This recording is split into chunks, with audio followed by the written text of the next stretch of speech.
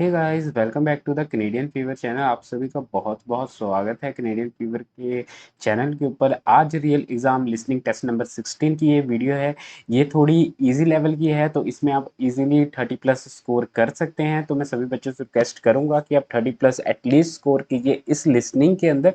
Plus जिन बच्चों को नहीं पता है कि ये रियल एग्जाम लिसनिंग है या नहीं है, उनको कन्फ्यूजन रहती है कि ये रियल एग्जाम में आई है तो कि नहीं, तो मैंने फर्स्ट पार्ट के अंदर इसका प्रूफ प्रोवाइड कर दिया हुआ है। तो सो आप वहां से जाके प्रूफ देख सकते हैं। और कुछ बच्चे कहते हैं कि आप फेक कहते हैं कि एग्जाम में आएगी, तो मैंने ऐसे आज तक किसी भी लिसनिंग में नहीं कहा है कि एग्जाम में 100% आएगी। हाँ, रिपीट होने के चांसेस हो सकते हैं क्योंकि ये 2021 में आई लिसनिंग है और 2019 में भी सेम लिसनिंग आई थी, तो मे भी चांसेस होते हैं कि एक आधा सेक्शन रिपीट हो जाए 2022 के अंदर भी। So best of luck students, और अच्छे से प्रैक्टिस कर लीजिएगा। ये लिसनिंग सिर्फ प्रैक्टिस के लिए, ये वीडियो कोई भी दावा नहीं करती है कि ये रियल एग्जाम में लिसनिंग आने वाली है। सो प्रैक्टिस करना चाहें तो कर सकते हैं, नहीं करना चाहें ना कर सकते हैं, बट ये रियल एग्जाम 2021 की लिसनिंग है। Section 1. You will hear a woman phoning to inquire about exhibition information. First, you have some time to look at questions 1 to 4.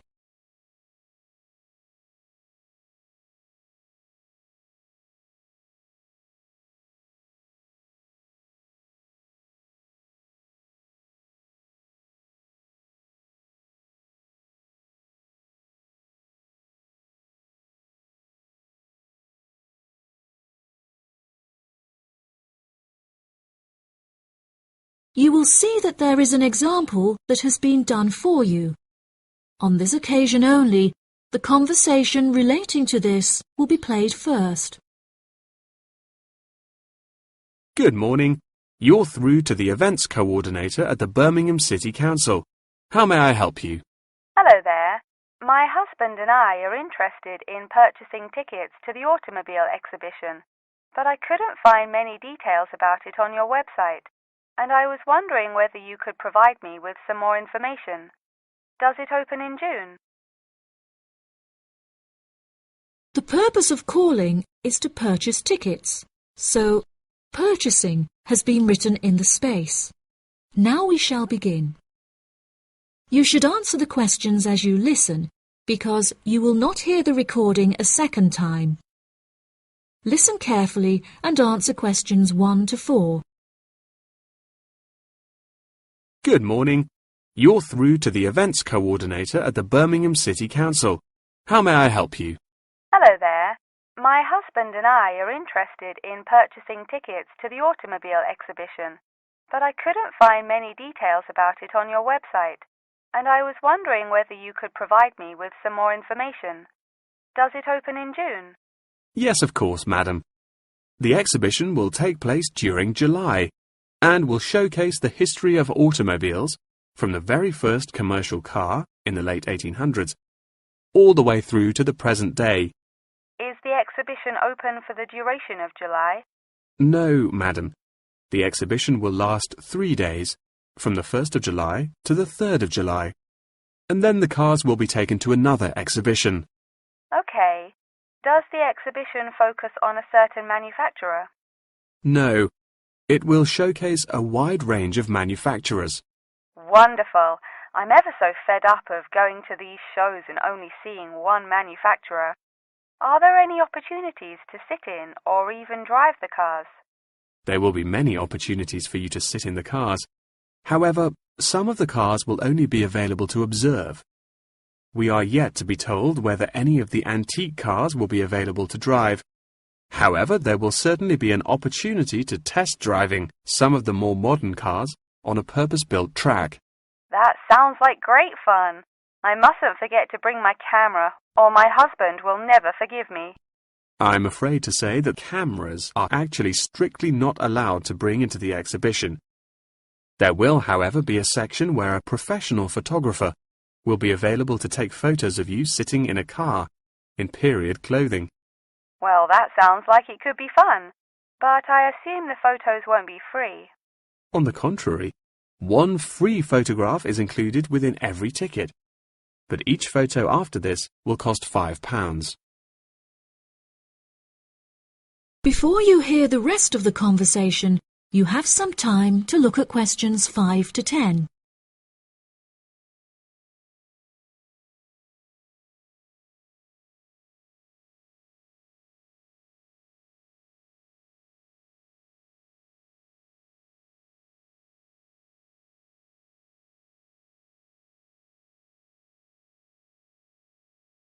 Now listen and answer questions 5 to 10. That's a nice surprise. Not many things are free anymore. I've been asking around about the ticket prices, but I haven't yet had a definite answer. Is it correct that the tickets are £100, whether you buy them now or on arrival? I'm afraid not. If you buy the ticket in advance, the price is £110, but it's £165 on the door. Oh, goodness. I suppose I'd best pay for them now then. Is it possible to buy tickets from you now over the phone? Yes, of course, madam. I'll transfer you to the box office manager, Mark Edgeworth. That's EDGEWORTH.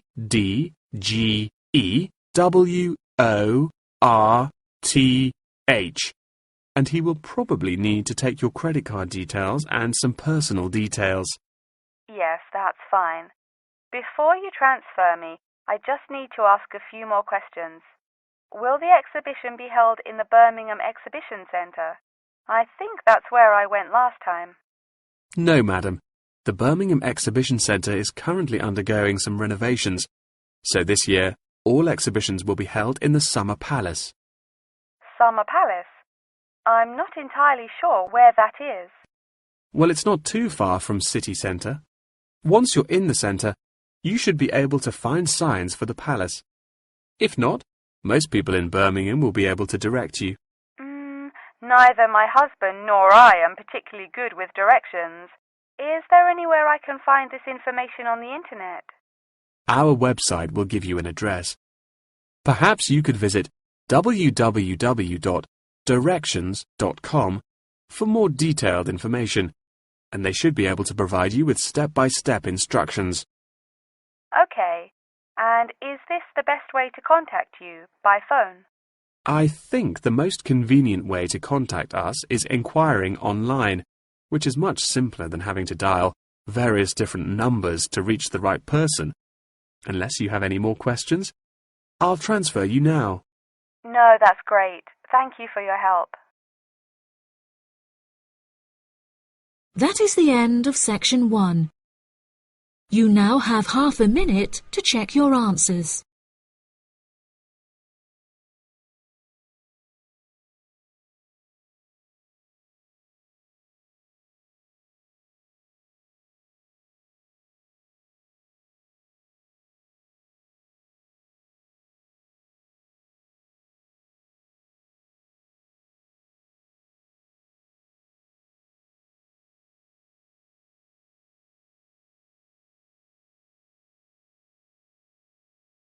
Now turn to section 2.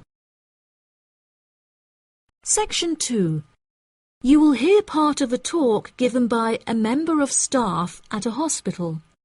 First, you have some time to look at questions 11 to 15.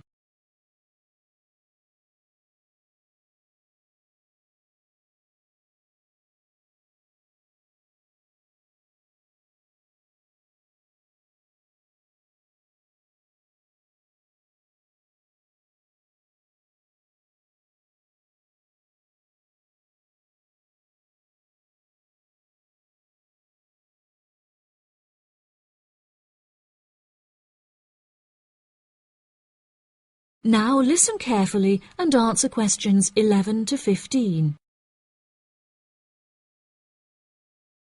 Hello, and welcome to the homepage for the Healthy Hearing Medical Clinic and Surgery, where we'd like to share a little more information about the services we provide and more.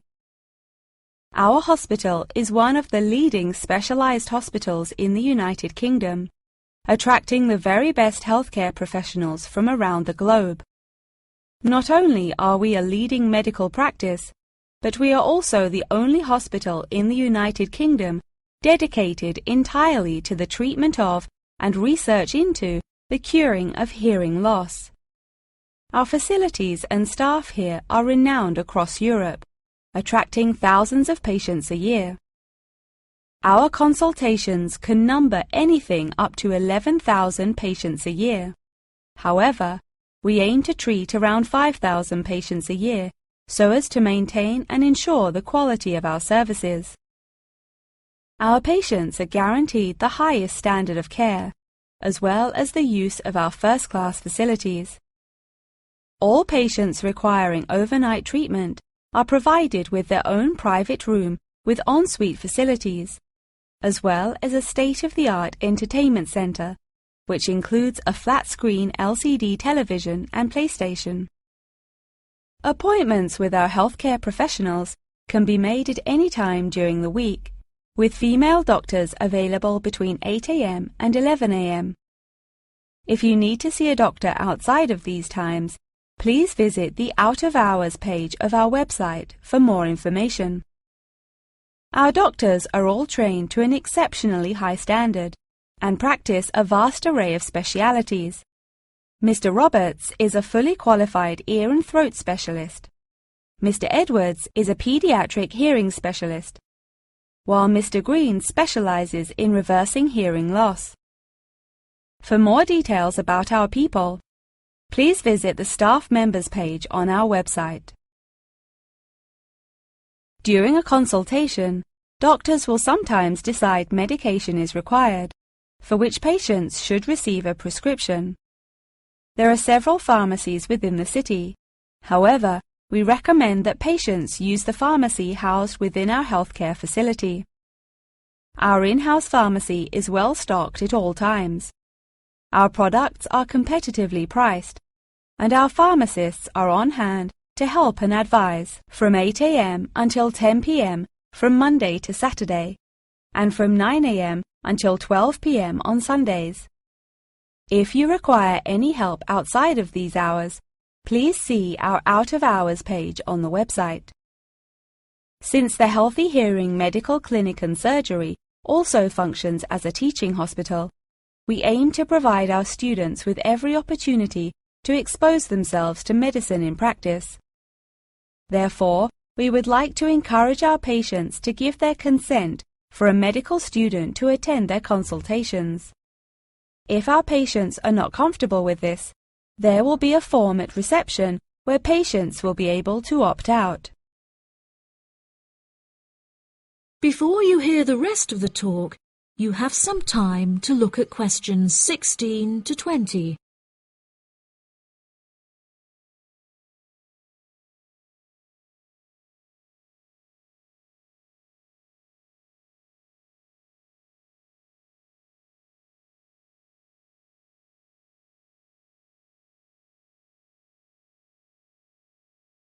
Now listen and answer questions 16 to 20. Now, please look at the map I've given you of the Healthy Hearing Medical Clinic and Surgery. For those not familiar with our practice, reception can be found through the main door at the end of the corridor. If your consultation is booked with Mr. Green, you need to go through the main door and turn right by the nurse's desk, and his office is at the end of the corridor on your left-hand side. If you need to alter any of your personal details, please visit our secretary at the Office for Medical Records, which you will find next to the therapy room. If you're awaiting surgery, please first check in with reception before taking the first door on the right after you enter the clinic. Finally, in the event that you feel disappointed with any of the services we have provided, or have any further questions, please locate our manager's office, which can be found near the Office for Medical Records and between two closets. If you have any more questions about the Healthy Hearing Medical Clinic and Surgery, please do not hesitate to contact us on 01 256 111 111. That is the end of section 2. You now have half a minute to check your answers.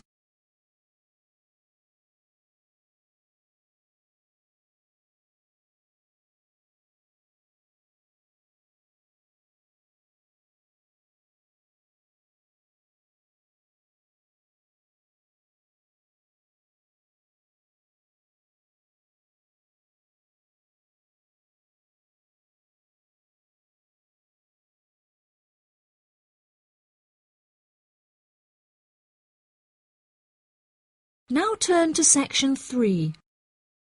Section 3. You will hear Jim and Jane, 2 students, talking about their professor's lecture. First, you have some time to look at questions 21 to 25.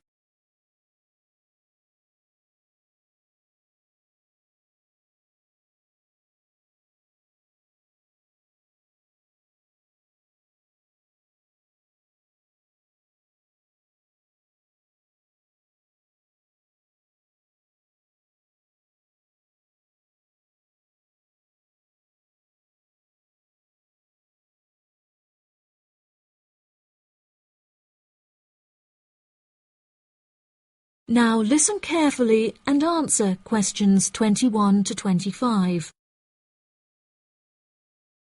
Jane, what did you think of Professor Morgan's lecture?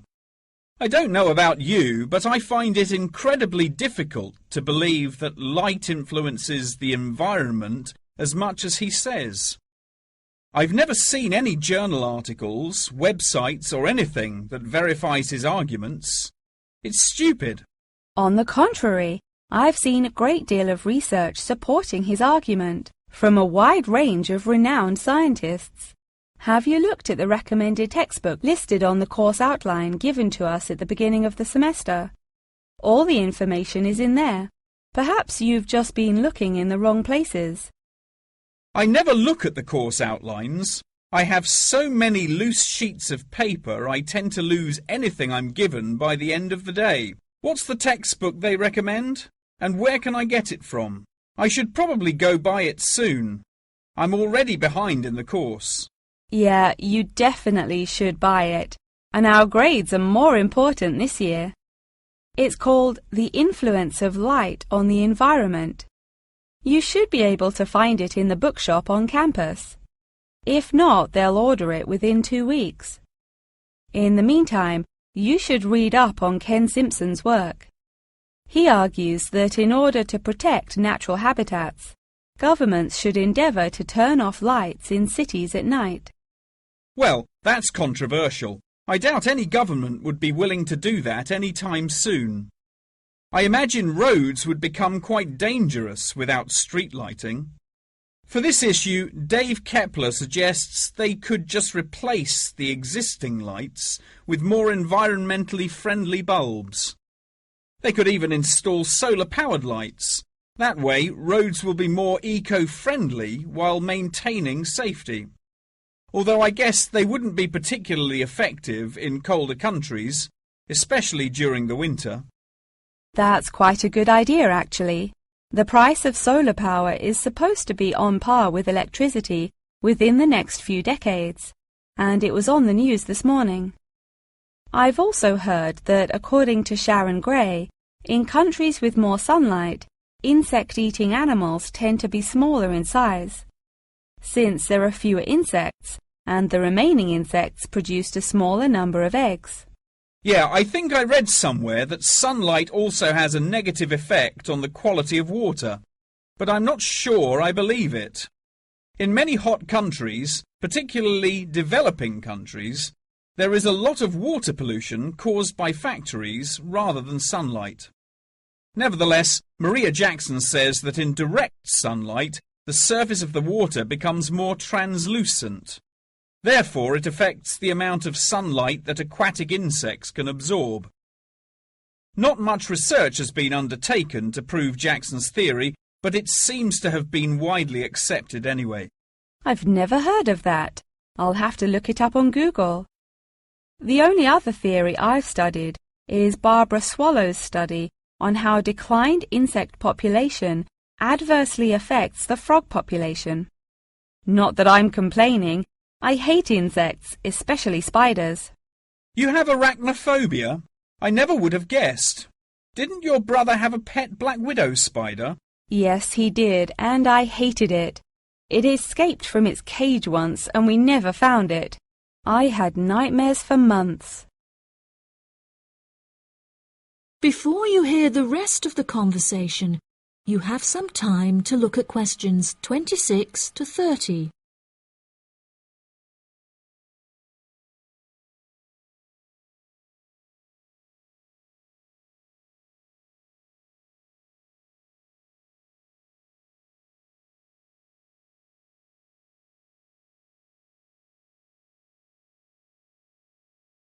Now listen and answer questions 26 to 30.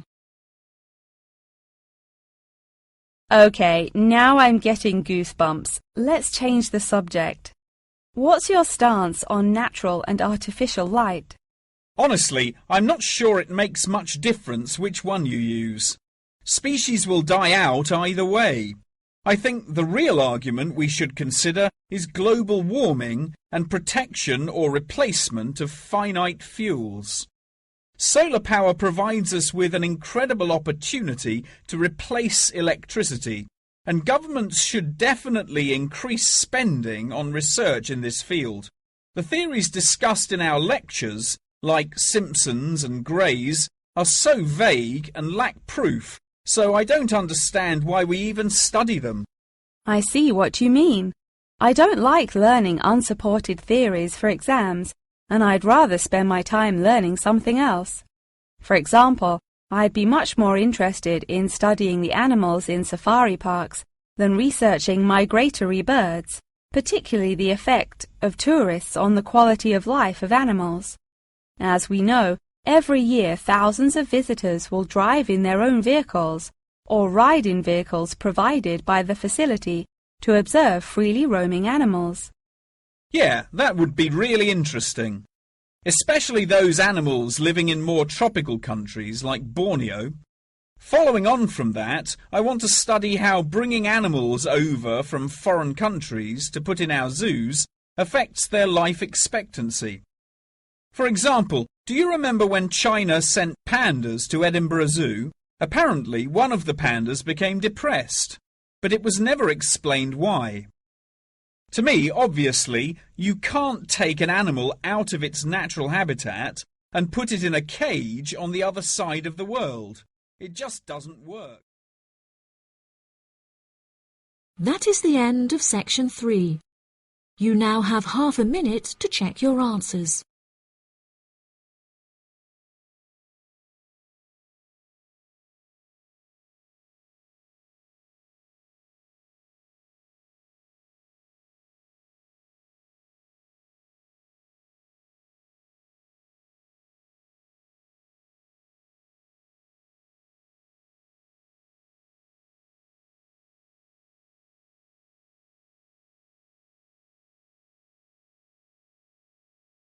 Now turn to section 4. Section 4. You will hear a talk on the history of football in Great Britain in the 19th century. First, you have some time to look at questions 31 to 40.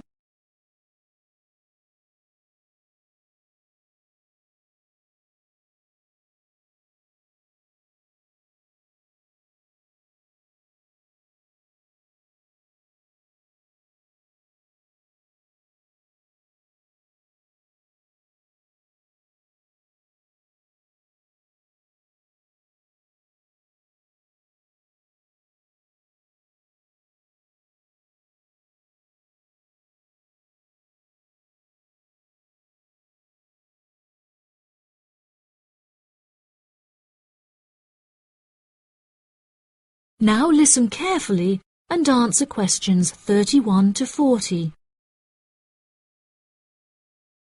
Great Britain is often hailed as the home of football, with talented players travelling from far and wide to play for teams in the English Premier League, one of the most popular football leagues on the planet.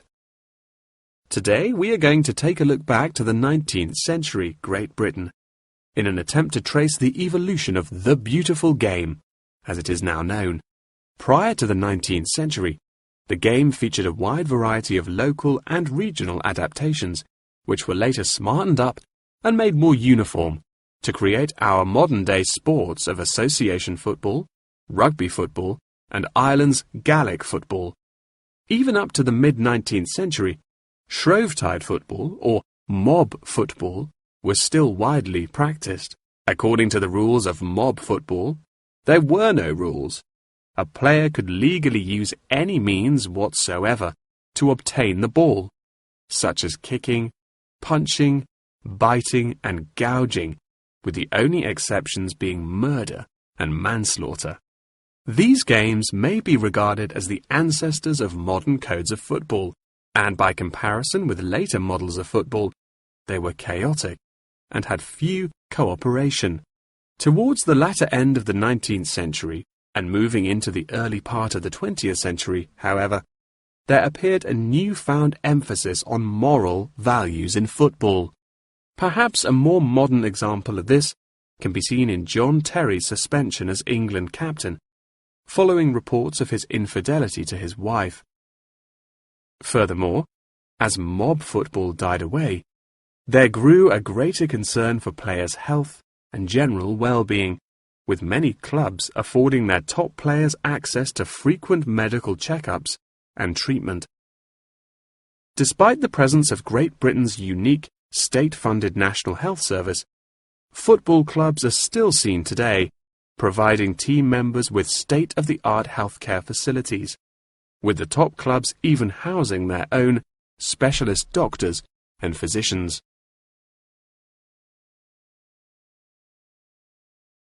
Today, football is a key feature of school children's day-to-day education, particularly for boys. With the help of football associations, all schools in the UK are boasting their own football teams. This mainly comes as a result of pressure put on schools and the government by concerned parents, who felt that football education taught their children valuable lessons and indeed vital life skills, such as teamwork and a drive to succeed. Nowadays, many of the UK's top football clubs provide training facilities and outreach programs in an attempt to educate the nation's aspiring youths. As I previously mentioned, it was only during the 19th century that football in its uniform concept truly began to emerge, with footballers previously playing according to their own versions of the rules. However, it was not until the early 20th century that different players actually began to play according to these standardized rules. Prior to the 19th century, football was played by all the major English public schools, including the likes of Eton College, Winchester College, and Harrow. In 1848, there was a meeting at Cambridge University in an attempt to lay down the laws of football. Present at the meeting were representatives of each of these major public schools, whom each brought a copy of the rules enforced by their own individual school's rules of football. The result of the meeting was what is now known as the Cambridge Rules, thereby uniting the rules from across the country into one simple document. However, the Cambridge Rules were not liked by all, and a new set of rules, Thring's Rules, compounded in the book The Simplest Game, became commonplace among dissenters. Across the country, improvements in infrastructure and public transport had a knock-on effect of dramatically increasing attendance to football games. Football quickly became a social event where spectators would meet friends, drink tea, and chat about the good old days. As football became more and more popular, it was decided that more money should be invested in maintaining the quality of pitches, amongst other things, and there was even talk of installing seating for spectators. However, the question of who was to foot the bill quickly became a divisive issue, with many believing that the government should fund football's development as a national sport. But in the end, the onus fell upon Britain's local and regional football clubs for the funding and development of the Football Association. They became responsible for the upkeep of football grounds, began to pay their best players a small salary, and organised competitions against other local and regional teams. And there began England's Football Association, or the FA, as we know it in its current form, the governing body of football in England.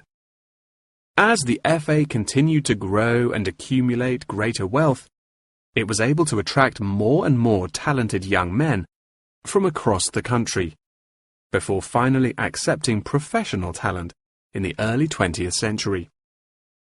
Today, football is played at a professional level all over the world. Millions of people regularly go to football stadiums to follow their favourite teams, while billions more watch the game on television or on the internet. That is the end of section 4. You now have half a minute to check your answers.